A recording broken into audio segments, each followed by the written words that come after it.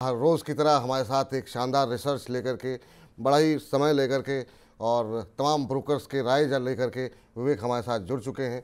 और ख़ास तौर से हम अलग अलग सेक्टर्स को खंगालने की कोशिश कर रहे हैं, जानने की, समझने की कोशिश कर रहे हैं। विवेक के पास चलते हैं। विवेक, बैंकिंग क्षेत्र को लेकर के काफ़ी ज़्यादा उम्मीदें बढ़ गई हैं। उम्मीदें इसलिए बढ़ी हैं, भले ही आजकल में इधर शेयर हम थोड़े टूटते हुए दिखाई दिए हैं, लेकिन जो Q4 के नंबर्स हमने देखे हैं, जो बिजनेस के आंकड़े देखे कुछ एक बैंकों के, खासतौर से PSU बैंकों के, वो काफ़ी उत्साह दिखा रहे थे। तो क्या वाकई में रिजल्ट वैसे रहेंगे या फिर वहाँ पे कुछ परिवर्तन देखने को मिल सकता है? क्या कुछ कह रहे हैं तमाम ब्रोकर्स और क्या कुछ आपकी रिसर्च कह रही है? शुक्रिया विपुल जी और नमस्कार रवि जी। अगर देखें तो बैंकिंग सेक्टर के नतीजों से जितनी एक प्रेशर देखने के लिए मिल रहा था Q3 के बाद, कि माना जा रहा था कि उनके जो मार्जिन्स होंगे वो गिरते हुए दिखाई देंगे, ऐसा कुछ लग नहीं रहा। Q4 के नतीजे बेहतर ही देखने के लिए मिलेंगे, तो ये एक अच्छी खबर। 20 अप्रैल से बैंकिंग सेक्टर के नतीजों का आगाज़ होगा। HDFC बैंक के नतीजे देखने के लिए मिलेंगे और HDFC बैंक के नतीजों पर भी नज़र डालेंगे। लेकिन अगर हम देखें तो क्रेडिट और डिपॉजिट ग्रोथ दोनों ही डबल डिजिट में ज़्यादातर बैंक्स की दिख रही है, जो अभी तक डेटा आए हैं, और उससे एक साफ तौर पर दिख रहा है कि रिजल्ट्स अच्छे ही रहने वाले हैं। NPAs भी स्थिर रहने की अनुमान है। स्लिपेजेस भी PSU बैंक्स के कुछ कम हो सकते हैं, हालांकि प्राइवेट बैंक्स के स्थिर रहेंगे, और साथ ही NIMs जिसको लेकर सबसे ज़्यादा कंसर्न थी मार्केट में, वो भी स्थिर ही रहेंगे। तो ये एक अच्छी खबर। साथ ही अगर देखें अब इंडिविजुअली बैंक्स के परफॉर्मेंस देख लेते हैं कि किस तरह का देखने के लिए मिलेगा। HDFC बैंक चूंकि सबसे पहले नतीजे उसी के हैं और दिग्गज बैंक है, तो यहाँ पर देखें 25% की ग्रोथ करीब NII यानी कि नेट इंटरेस्ट इनकम में देखने के लिए मिलेगी। वहीं YOY बेसिस पर प्रॉफिट में ग्रोथ करीब 30% की देखने के लिए मिलेगी। Q-on-Q बेसिस पर थोड़ा सा स्टेबल रह सकता है ऑन नेगेटिव साइड, लेकिन SBI जो देश का दिग्गज बैंक है, वहां पर ग्रोथ थोड़ी सी म्यूटेड देखने के लिए मिलेगी। ICICI बैंक अच्छे नतीजे इसी महीने के अंत तक आते हुए दिखाई देंगे। उम्मीद कर रही है स्ट्रीट की 17% की ग्रोथ दिखाएगा अपने मुनाफे में और 9% की ग्रोथ दिखाएगा NII में। साथ ही एक्सिस बैंक मिक्स रिजल्ट्स रहेंगे। IDFC फर्स्ट बैंक के भी रिजल्ट्स मिक्स रहेंगे। कोटक महिंद्रा बैंक के भी नतीजे थोड़े से मिक्स रहेंगे, लेकिन सबसे अच्छे नतीजे प्राइवेट बैंक्स में देखने के लिए मिलेंगे, तो वो RBL बैंक के होंगे। करीब 24% की ग्रोथ YOY बेसिस पर कंपनी के मुनाफे में देखने के लिए मिलेगी। वहीं Q-on-Q बेसिस पर 44% की ग्रोथ देखने के लिए मिलेगी। और सबसे अच्छे नतीजे PSU बैंक्स में PNB के देखने के लिए मिलेंगे। करीब 146% तक की ग्रोथ कंपनी के मुनाफे में देखने के लिए मिल सकती है ऑन YOY बेसिस, और करीब 28.5% की ग्रोथ Q-on-Q बेसिस पर मुनाफे में देखने के लिए मिल सकती है। कैनरा बैंक के नतीजे पॉजिटिव साइड पर रहेंगे, स्टेबल रहेंगे। 17.5% के आसपास की ग्रोथ कंपनी के मुनाफे में देखने के लिए मिलेगी। वहीं बंधन बैंक, जिसको लेकर काफ़ी खबरें हैं, ये भी अपने नतीजे ठीक ही पेश करेगा, खराब नहीं नतीजे होंगे, तो ये एक अच्छी खबर। करीब 7.5% की ग्रोथ कंपनी के NII में और 5.5% की ग्रोथ YOY बेसिस पर कंपनी के मुनाफे में, और 16% की ग्रोथ Q-on-Q पर।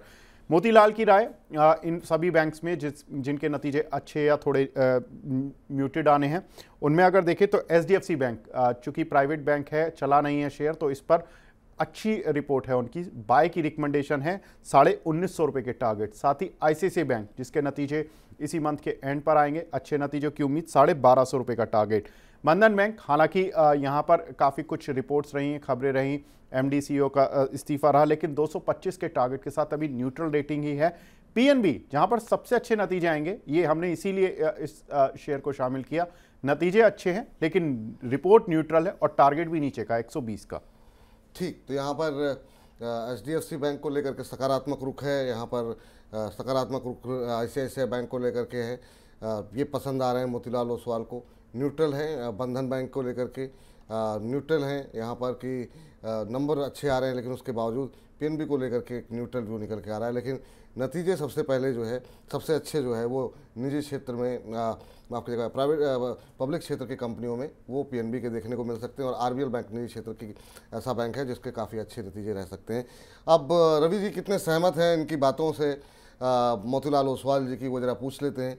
रवि सर, आपने देखा कि क्या कुछ अनुमान जताए जा रहे हैं नतीजों को लेकर के, आपकी क्या एक्सपेक्टेशंस है सर, खासतौर से तब जब हमने कंपनी के जो डिपॉजिट और तमाम आंकड़े Q4 के हमने देखे, जो कंपनी के कारोबार से जुड़े हुए, वो काफ़ी उत्साहजनक देखने को मिले बैंकों के। जी बिल्कुल। देखिए विपुल जी, जब विवेक जी आते हैं तो मैं थोड़ी पढ़ाई ज़्यादा करना शुरू कर देता हूँ, क्योंकि मुझे मालूम है कि ऐसी चर्चा करेंगे जिसके लिए थोड़ी मेहनत लगने वाली है। और जिस हिसाब से अभी इन्होंने रिजल्ट की समरी बनाई है, अगर आप थोड़ा सा पीछे अपने प्रोग्राम्स को हम लोग जो चर्चा कर रहे हैं उसमें देखेंगे तो मैंने बैंकिंग काउंटर को हमेशा बाय पर रखा है। और जिन स्टॉक्स की चर्चा कर रही है, जो टारगेट आज आप इस पे देख रहे हैं, वो टारगेट्स की चर्चा हमने पहले भी करी है।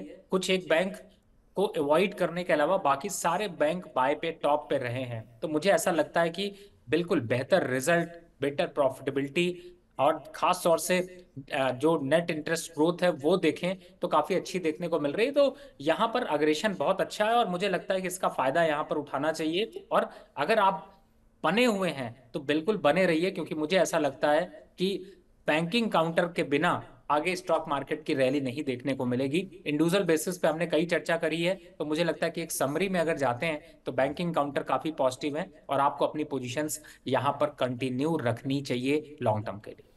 चलिए, तो बैंकिंग शेयरों में अगर आप निवेशित हैं तो पैनिक मत करें, उसमें आप लॉन्ग टर्म के लिए, लंबी अवधि के लिए निवेशित रहें। ये आपके लिए सलाह निकल करके आती हुई। और बाकी अभी चुन चुन के सेगमेंट में हम ये भी पूछ लेंगे कि वहाँ पर कौन से शेयर, कौन से सेक्टर, कौन सी थीम पसंद आ रही है यहाँ पर रवि जी को। और बैंकों में ही अगर चुनना हो तो क्या कोई बैंक ऐसा है जो उनको बहुत पसंद आ रहा हो या उसकी वैल्यूएशन बहुत अच्छी लग रही हो। तो विवेक, बहुत बहुत शुक्रिया, बहुत बहुत धन्यवाद इतनी अच्छी रिपोर्ट लेकर के आने के लिए, बताने के लिए कि बैंकों को लेकर के, क्योंकि काफ़ी लोगों की पोजीशन हर पोर्टफोलियो में शामिल होता है बैंक। तो मतलब ये निश्चित रूप से जो हमारे दर्शक होंगे उनके लिए भी काफ़ी अच्छा रहेगा ये समझ पाना कि आखिर में बैंकों को लेकर के क्या सोच रहे हैं ब्रोकरेज हाउसेज, और क्या कुछ रिपोर्ट कर रही है और क्या एक्सपर्ट कर रहे हैं। बहुत बहुत शुक्रिया आपका।